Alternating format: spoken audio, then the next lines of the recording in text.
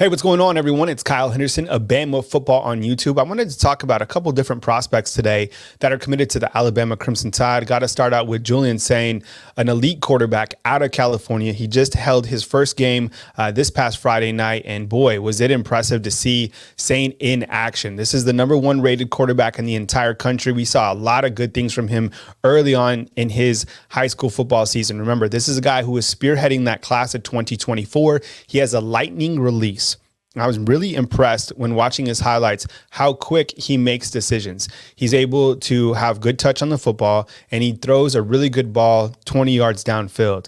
He's working with a pretty good offensive line, and he has some pretty good wide receivers. Of course, those guys are going to be even better when he gets here to Tuscaloosa, Alabama.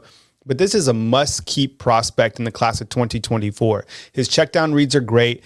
I was really blown away, to be honest, about his athleticism. I mean, his athleticism is second to none. He can extend plays, and we've seen a quarterback from California come to Alabama and do similar things, right? And that's Bryce Young. And you look at all the intangibles that Bryce had, you see the same type of escapability from Julian Sayin.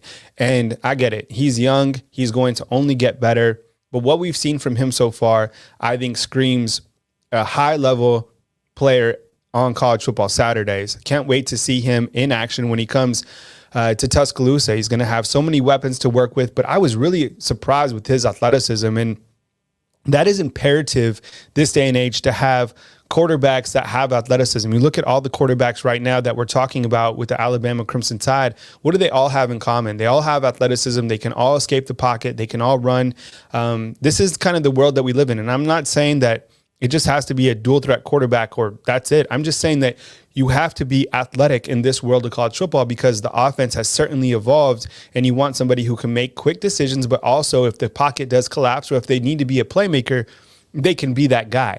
Julian Sayin is that guy. He throws a very good ball, tons of athleticism, such great upside. I'm not surprised that he is now the #1 ranked player on On3. The guy is such a talent, and Alabama has to be elated to have this guy committed to the class of 2024. Regardless of where Alabama falls within the recruiting rankings, I think the simple fact that Alabama has a #1 rated quarterback in the country is going to certainly lead this class of 2024. Now, the next prospect that I want to talk about is Caleb Odom. He is a tight end that is out of Georgia. He's 6'4", 225 pounds, probably a little bit bigger. Now, these are highlights not from this past Friday night, but these are from his junior year. So, okay, keep in mind, he's probably 225 pounds, 230 pounds. He made a one-handed catch that everybody was talking about. It was on ESPN. This is the type of tight end that I have wanted at Alabama for quite some time. I want a playmaking tight end that can create mismatches on the outside. You want a wide receiver / tight end. This is the world of college football that we've been talking about. So Alabama has the quarterback that can certainly lead this program in the future, but who are they going to add around him? This guy is absolutely phenomenal. He has an ability to go up, high point the football, and granted, these are junior year highlights. This guy, from what we saw this Friday night, he's electric. Velcro-esque hands, and that's what you want now at Alabama. He has elite speed for being 230 pounds. Caleb Odom is absolutely such a key pivotal component to this class of 2024. They got to do whatever they can to get him to the finish line, legitimately signing with the Crimson Tide, because I think he could be an impact player immediately. Now, I get it. There's a lot of quarterbacks coming back for Alabama. It's going to be tough for Sayin to crack the roster, no matter where he is talent-wise. I just think there's some guys, like we're talking about Dylan Lonergan. It's going to be tough to beat out some of those guys. I get it. Some are going to transfer, whatever. That's the world we live in. But with Caleb Odom, he can play right away. This Alabama needs wide receivers. They need tight ends that can be difference makers, and he certainly has that ability. Just watch his tape. Watch what he's able to do inside the red zone, high point the football, the speed to burn. This young man is absolutely electric. I can't believe this is his junior year tape, because right now what he's doing as a senior is already super, super impressive. Now, the next prospect we want to talk about is Peyton Woodyard. And Peyton Woodyard is a safety that is 6 foot, 200 pounds, also out of California. So today we're highlighting 2 prospects from California and 1 from Georgia. Those are big time football states that you have to continue to win in this world of college football. So what Peyton Woodyard brings to the Alabama Crimson Tide is a player that is able to make open field tackles. Now, this was from last Friday night. These are his highlights. And I think when you look to the secondary players, it's so important that these guys are able to tackle in the open field.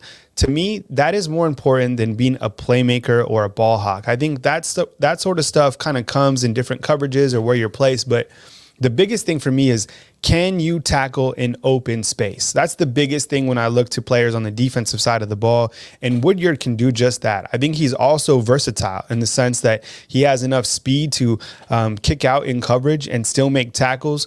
Because one of the things that Coach Sayin has talked about, and remember, he's a defensive coach.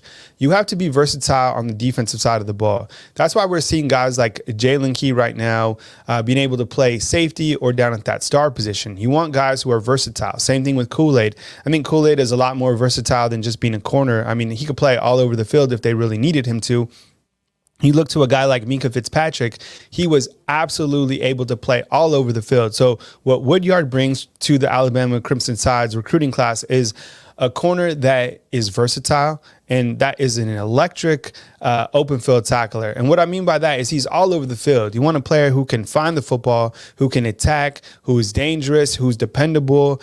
And I think Woodyard is honestly kind of a sleeper prospect, if you will. I think when you kind of compare who Alabama has and some of these other programs, Coach Sayin has done a good job to be able to go to California, to be able to go to Georgia, and of course, winning some in-state prospects. And I get it. They've lost a couple, but going into states like Georgia and to California and still be able to get the prospects that you want, especially Julian Sayin, I think says a lot about Coach Sayin. And, you know, look, people want to say that Coach Saban's lost his fastball or whatever. No, he hasn't. I mean, this recruiting class is certainly everything that you want it to be, but it starts with this young man right here. Having this guy is going to catapult this entire offense. It's going to continue to help Alabama stay within the top 3 spots in the On3 high school football player rankings, team rankings, whatever you want to call them.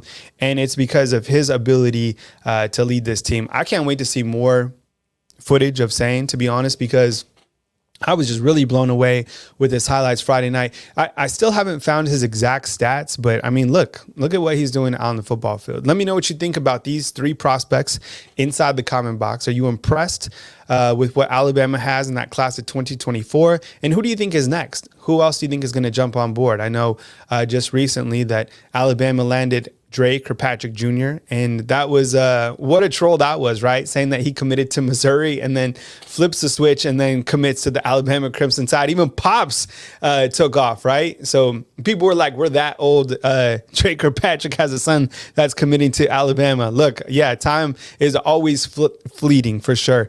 Hit the thumbs up, like, subscribe, and appreciate you guys watching on these 3 pivotal prospects to the Alabama class of 2024.